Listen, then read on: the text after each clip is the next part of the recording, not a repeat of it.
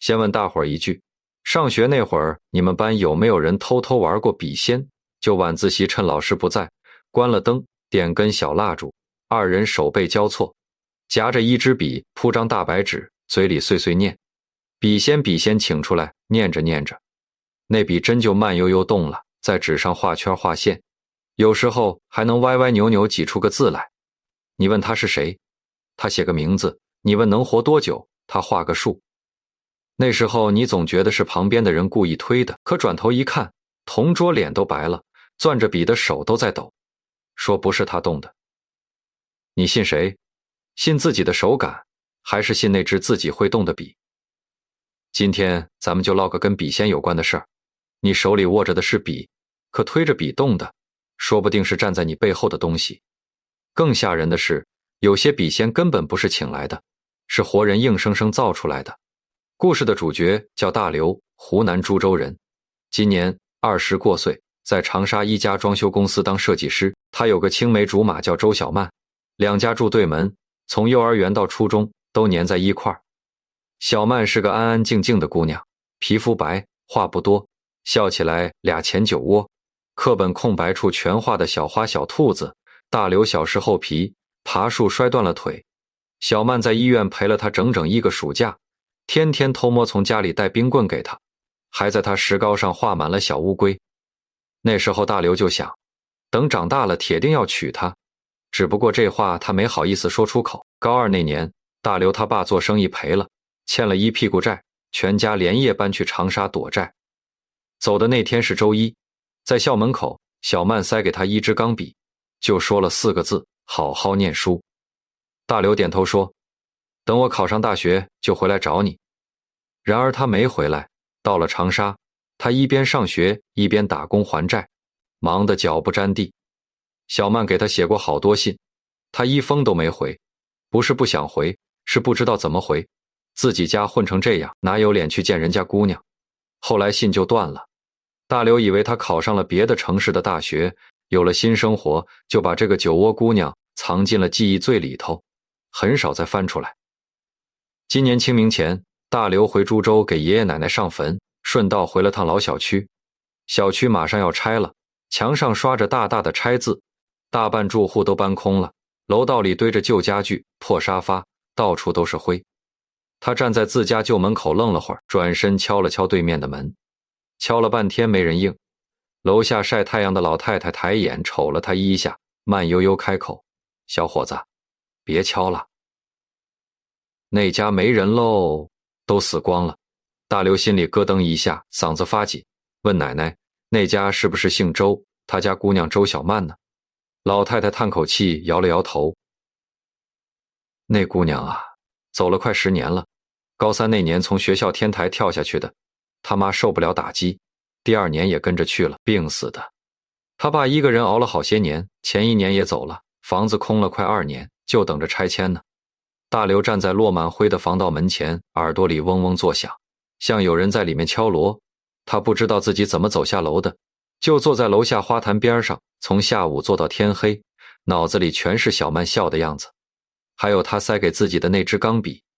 那笔现在还躺在长沙出租屋的书桌抽屉里，快10年没动过了。当天他没回长沙，他要搞清楚，好好一个姑娘怎么就突然跳楼了。他先找到了小曼当年的班主任彭老师，老头已经退休了，在家带孙子。提起周小曼，彭老师沉默了好半天，烟一根接一根抽。那孩子乖啊，成绩好又懂事，画画还拿过奖。彭老师叹口气，高3上学期突然就不对了，成绩掉得厉害，上课走神，身上总带着伤，胳膊上脸上有时候衣服还是湿的。我问他怎么了，他死活不说，就低着头掉眼泪。找他爸，他爸也叹气说孩子大了管不了。我当时只当是高考压力大，哪儿想到会走那一步啊。大刘问，是不是有人欺负他？彭老师手顿了顿，半天没说话，最后才压低声音说，当年学校查过，他班上有这个女生，家里都有点背景，总跟他过不去，但没证据。人家一口咬定就是闹着玩。小曼走了之后，这事儿就压下来了。这个名字，彭老师写在了一张废纸上，于庆、孙瑶、赵雨桐，大刘把那张纸折好，放进了钱包最里面。他又找到了小曼爸爸生前的工友，在机床厂干了10多年，跟老周是拜把子兄弟。大刘请老爷子在馆子里喝酒，磕瓶啤酒下肚，老师傅的话匣子才打开。小曼出事前那半年，瘦得脱了相，眼窝都凹进去了。他爸问他啥都不说，就说没事儿。有天晚上下大雨，他浑身湿淋淋的回来，半边脸都肿着，5个手指头印子清清楚楚。他爸当时就炸了，拎着棍子要去学校，被他死死抱住，就哭着说了一句：爸，我害怕。那是他头一回说害怕。第二天早上，他在桌上留了张纸条，画了个圈，圈里画了个10字，别的啥都没写。他爸没看懂，一直夹在钱包里，走到哪儿带到哪儿。大刘问那张纸条还在不在，老师傅摇摇头，烧了。老周走的时候，我亲手夹在他寿衣口袋里一块烧的。他活着的时候天天摸，走了也得带着，到那边还能认得出闺女的东西。大刘端起酒杯一口闷了，酒是苦的，苦的嗓子眼发疼。老师傅又说，老周还留了个铁盒子，枕头底下压着的，我收拾遗物的时候翻出来的，全是小曼的零碎。他起身从柜子顶上抱下来一个锈迹斑斑的月饼盒，盒盖上的嫦娥图案都磨花了。打开一看，大刘的眼泪瞬间就下来了。里面有小曼小时候的画，画着2个手拉手的小孩，太阳底下站着，旁边歪歪扭扭写着大刘和小曼。有他用过的钢笔，笔杆上的卡通贴纸都褪成了淡粉色，还有一根铅笔，笔身上用小刀歪歪扭扭刻着周小曼哥哥字，笔画很深，像是怕磨掉，刻了一遍又一遍。老周每天晚上都要拿出来摸一遍，摸完再放回去，锁在枕头底下。老师傅抹了把眼睛，你要是不嫌弃就拿去吧，也算给小曼的东西找个好去处。大刘抱着那个铁盒子走出老师傅家的时候，天已经黑透了。他在街上站了很久，怀里的铁盒子凉冰冰的，硌得胸口疼。回长沙之后，大刘把自己关在出租屋里，小半个月没怎么出门。互联网时代找个人太容易了，他顺着名字、学校、城市1.8，很快就把大个人的现状摸得清清楚楚。于倩在株洲财政局上班，嫁了个税务系统的老公，有个干他岁的女儿，小名叫曼曼孙瑶，在长沙一家银行当客户经理。再过开个月结婚，未婚夫是公务员，家庭家境挺好。赵雨桐在湘潭老家接了家里的建材生意，开辆宝马，日子过得风生水起。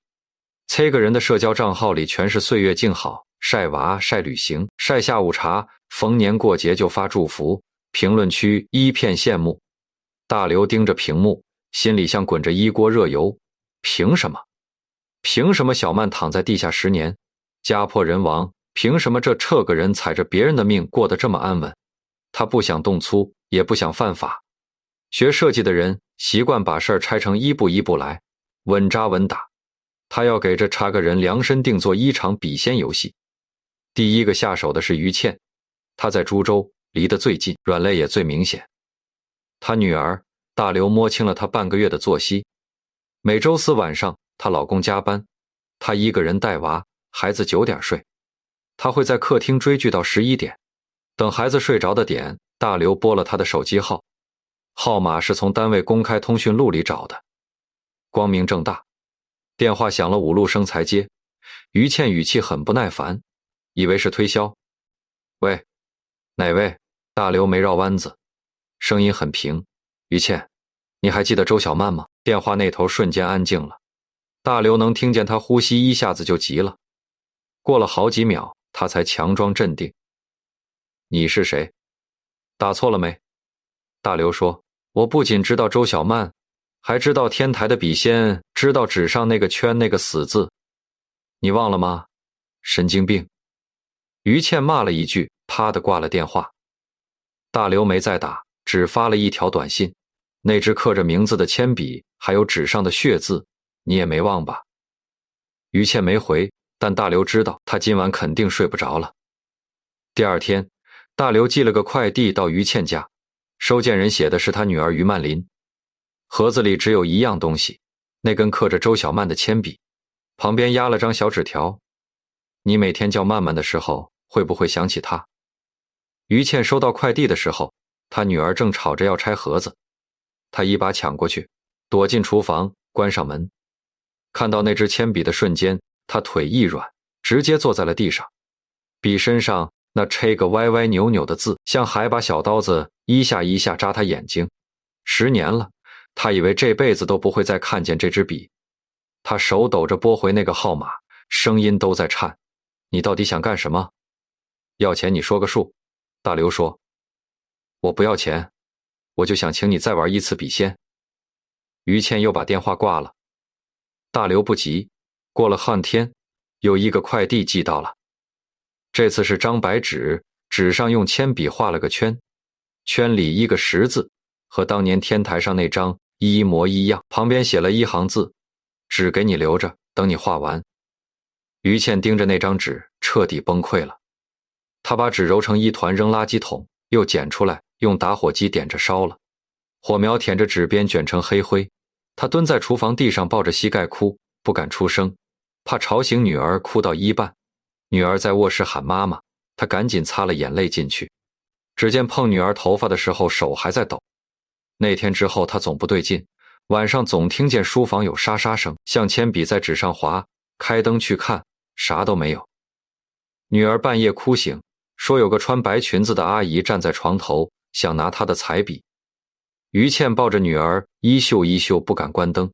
那段时间，于倩整个人已经熬得脱了形，白天上班坐不住，总觉得办公室有人在背后盯着她。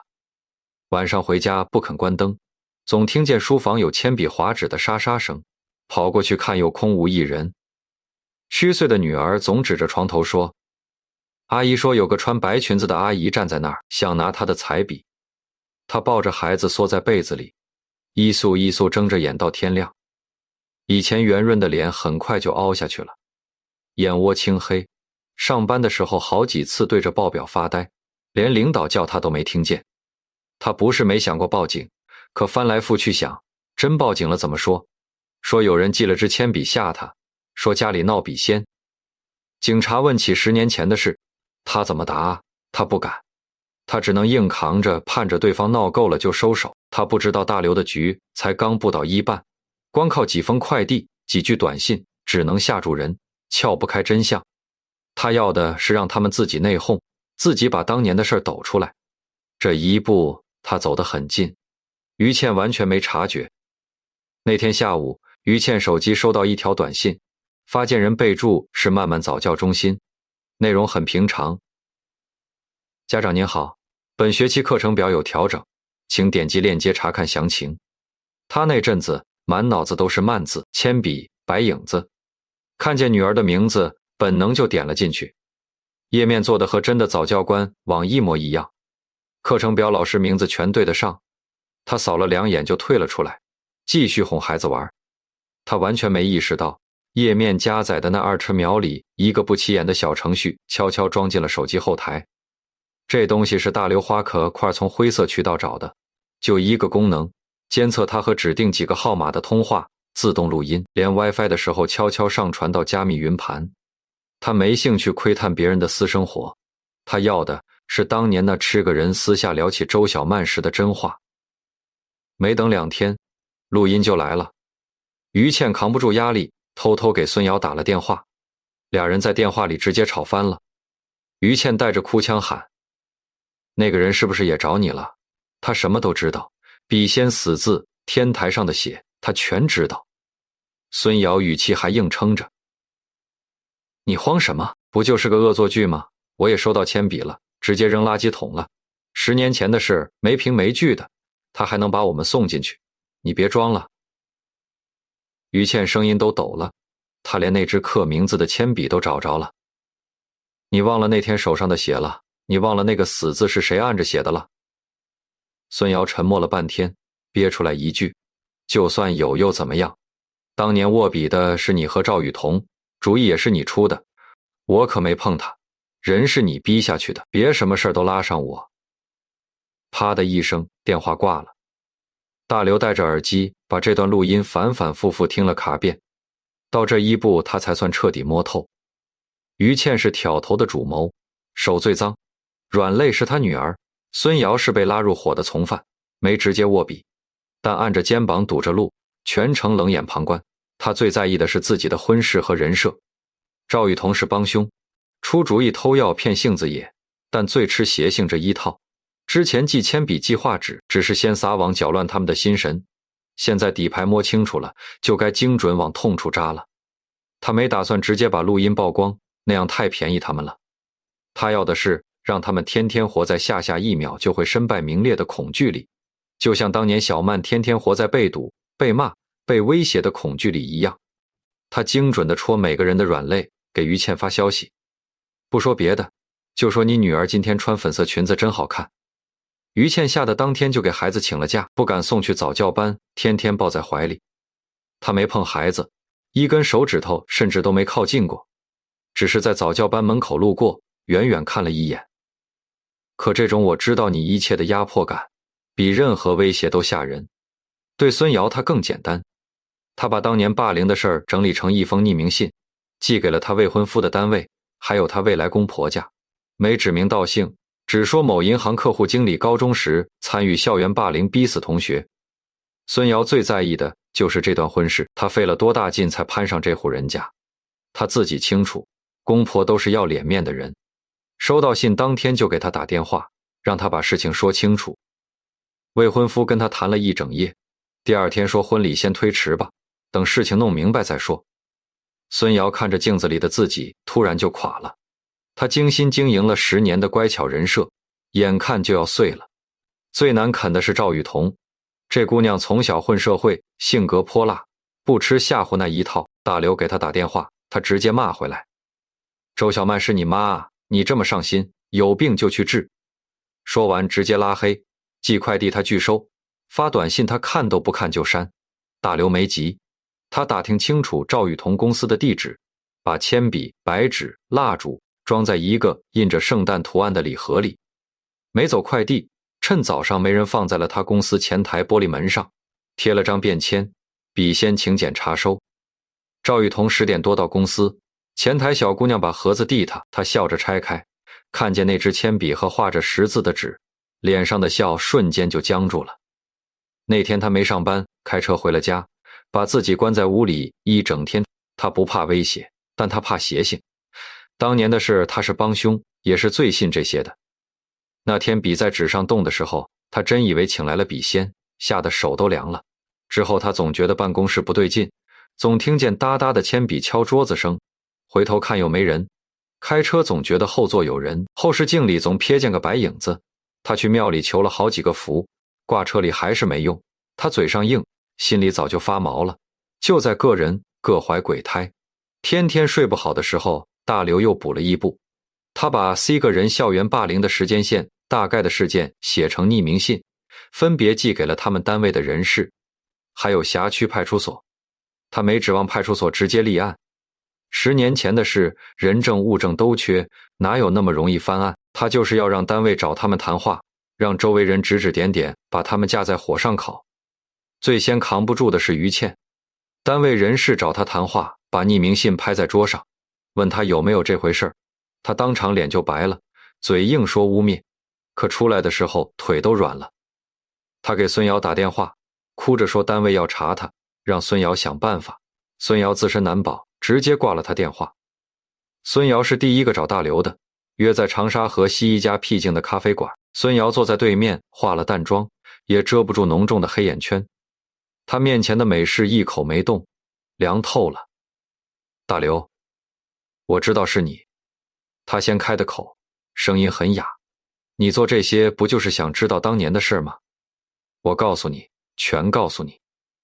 大刘握着咖啡杯的手紧了紧，没说话，等着他往下说。孙瑶眼眶慢慢红了，手指绞着纸巾，绞得皱成一团。那天是周五傍晚，于倩说要请笔仙把小曼骗到天台上去的。于倩从小曼书包里翻出那支刻名字的铅笔，说就用她的笔请灵。他和赵雨桐攥着小曼的手，手背交错，夹着笔铺了张白纸，逼小曼念咒语。小曼不肯，哭着要走，被孙瑶按着肩膀没走成。于倩骂他：你装什么清纯？你是不是想死？一边骂一边往纸上推他的手，纸上有碎玻璃，是前一天实验课打碎的烧杯。于倩故意洒在纸上的小曼的手掌被扎的全是血，顺着笔杆往下流，滴在纸上晕开一个圈，那个圈还有圈里的死字，就是血蹭出来的。于倩还笑着说：你看笔仙显灵了，都见红了。孙瑶的声音开始抖，眼泪砸在咖啡杯里，漾开小小的圈。后来于倩抓着小曼的手腕，在纸上写了个死字，一笔一划全是血印子。